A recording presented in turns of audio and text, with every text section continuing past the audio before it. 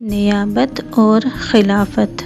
قلندر شعور کی تعلیمات کے مطابق انسان کی فضیلت اور کائنات میں دوسری مخلوقات کی نسبت اس کا ممتاز ہونا اور اللہ کے دیے ہوئے اختیارات سے انسان کا متصف ہونا اور انسان کے لیے ملائکہ کا مسجود ہونا اور انسان کے لیے کائنات کا مسخر ہونا اس بات پر دلالت کرتا ہے کہ انسان کو اللہ نے اپنی ان صفات کا علم عطا کر دیا ہے جو کائنات میں موجود دوسری کسی مخلوق کو حاصل نہیں ہے۔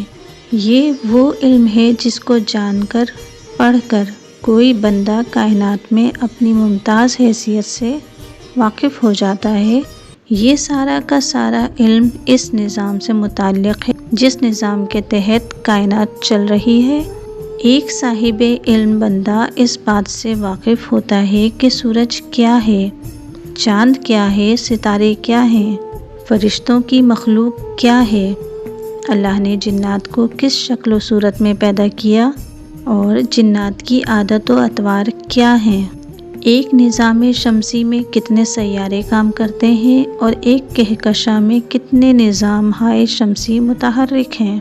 وہ بندہ جو اللہ کی امانت کے علم کا امین ہے، یہ جان لیتا ہے کہ اللہ کی تخلیق میں اللہ کی صفات اور اللہ کی مشیت کا کس طرح عمل دخل ہے۔ اس کے علم میں یہ بات بھی ہوتی ہے کہ آدمی مرنے سے پہلے عالم ناسوت کی زندگی کن تخلیقی فارمولوں کے تحت گزارتا ہے۔ وہ یہ بھی جانتا ہے کہ پیدائش سے پہلے آدمی کہاں تھا۔ پیدائش سے پہلے آدم ذات جہاں تھا اس سے پہلے کا عالم کیا ہے۔ اگر اس عالم کا نام برزخ ہے تو برزخ سے پہلے کون سا عالم تھا۔ برزخ سے پہلے کے عالم کا نام اگر عالم ارواح ہے تو عالم ارواح سے پہلے کون سا عالم ہے۔ عالم ارواح میں کائنات کی ساخت کیا ہے اور عالم ارواح سے پہلے کائنات کس طرح وجود پذیر ہے۔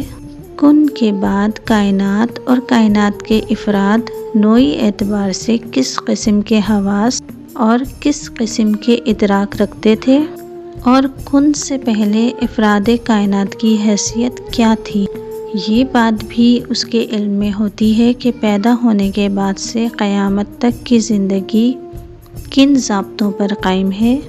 وہ یہ بھی جانتا ہے کہ ایک وجود کے اوپر روشنیوں کے کتنے غلاف چڑھے ہوتے ہیں۔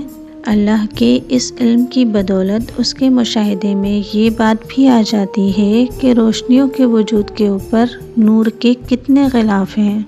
نور اور تجلی میں کیا فرق ہے، تجلی اور تدلی کیا ہے، یہ سب علوم اسے اس وقت حاصل ہوتے ہیں جب وہ اس علم سے واقف ہو جاتا ہے جس علم کو اللہ نے اپنی امانت قرار دیا ہے۔ ایسی امانت جو صرف انسان کو حاصل ہے۔ یہ وہی امانت ہے جس کی وجہ سے انسان اللہ کا نائب اور خلیفہ ہے۔ نیابت اور خلافت کا مفہوم یہ ہے کہ جو جس کا نائب ہوتا ہے اس کے اختیارات اسے حاصل ہوتے ہیں۔ اللہ خالق ہے، اللہ کے اپنے ذاتی اختیارات تخلیقی ہیں۔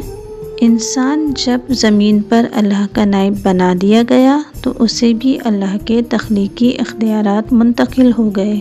انہی تخلیقی اختیارات کو نافذ کرنے والے بندوں کے گروہ کو اہل تکوین کہا جاتا ہے۔